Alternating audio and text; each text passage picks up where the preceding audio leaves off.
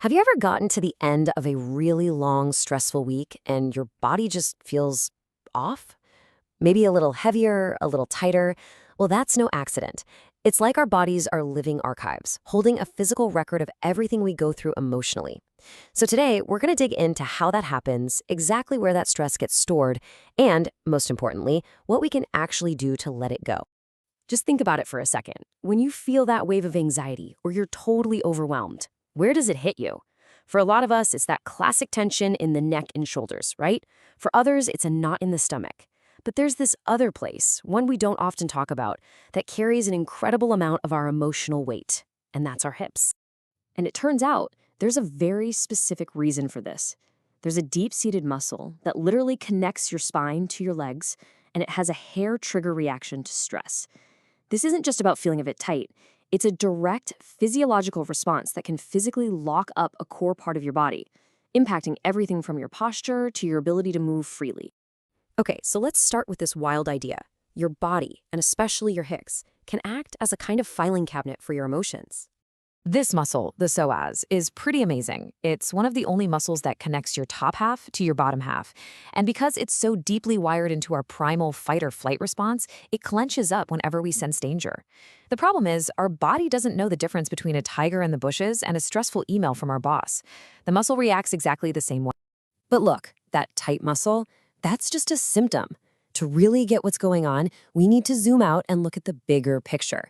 Your body's amazing, but sometimes over-enthusiastic alarm system. Your body's response to danger is brilliant, really.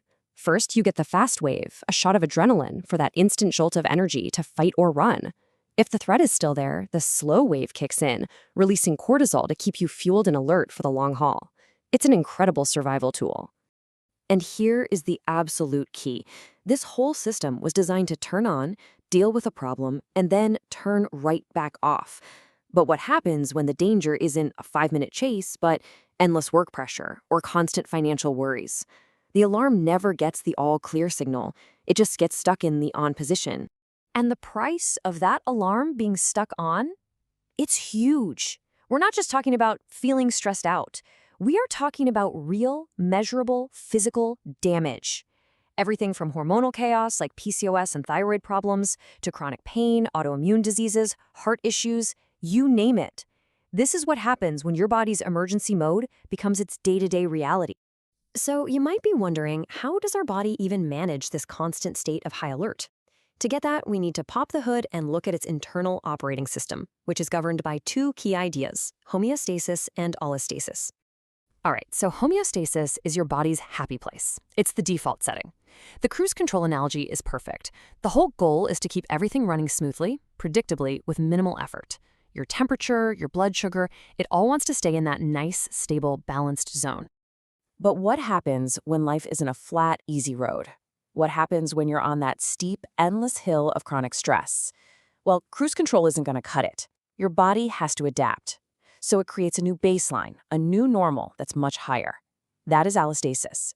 You're still moving forward, yeah, but your engine is screaming, burning through fuel just to keep up. It's stability, but man, it comes at a cost. And that cost has a name, allostatic load. It is the cumulative wear and tear on your body from running that engine hot day in and day out.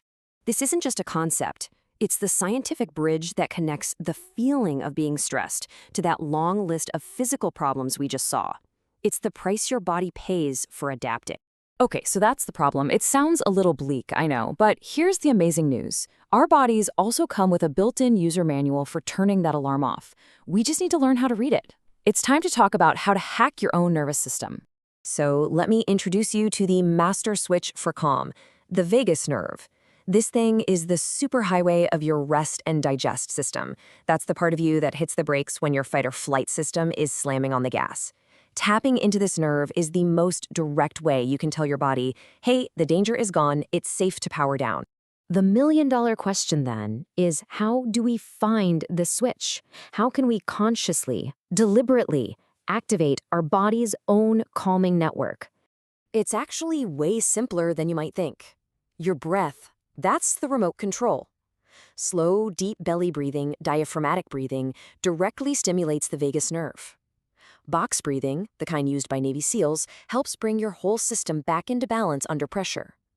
And coherent breathing, hitting that sweet spot of about 5 or 6 breaths per minute, optimizes your heart's ability to handle stress. These aren't just relaxation tips, They are direct biological inputs to change how your nervous system is operating. So this all sounds great in theory, but does it actually work? I mean, can simply breathing really change our physiology?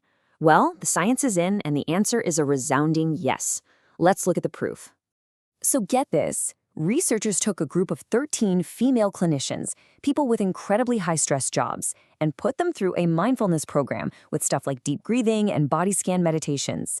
And they measured everything, not just how the clinicians felt, but what their bodies were actually doing on a biological level. So first, the subjective part. After the training, the participants reported, on average, a 39% drop in how stressed they felt. That is a massive shift. They didn't just feel a little better, they felt significantly less anxious and way more in control. But here's the knockout punch, the objective proof. They looked at their heart rate variability, or HRV, which is a key physical marker of stress. And the data was crystal clear. Their rest and digest activity went up, their fight or flight stress index went down. This wasn't just in their heads, it was a measurable physiological shift towards a state of calm. Their bodies were objectively, verifiably less stressed. So how do these changes actually stick? The magic word here is neuroplasticity. Every single time you consciously use your breath to calm your body, you are strengthening the neural pathways for emotional regulation. It's like going to the gym for your brain. You're not just coping with stress in the moment, you are literally rewiring your brain to be more resilient to it in the future. And that really is the most hopeful message of all. The very same adaptability that allows chronic stress to change our brains and bodies for the worse is what gives us the power to guide them toward healing. We can consciously take the wheel. So the real question is, what intentional choice are you going to make today to start that rewiring process?